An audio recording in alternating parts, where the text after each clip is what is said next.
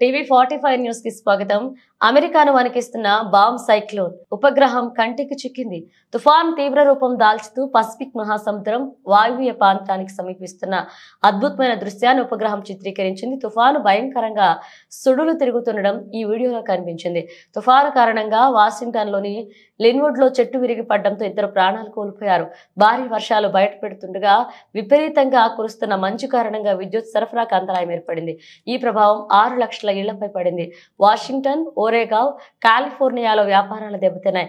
స్కూళ్లు మూతపడ్డాయి. తుఫాను కారణంగా పశ్చిమ వాయువ్య అమెరికాలో దారుణ పరిస్థితులు నెలకొన్నాయి. బాంబ్ సైక్లోన్ ప్రభావం కెనడా, బ్రిటిష్ కొలంబియా పైన పడింది. కెనడాలోని పసిఫిక్ తీర ప్రాంతంలో 2.25 లక్షల ఇళ్లకు విద్యుత్ సరఫరా నిలిచిపోయింది.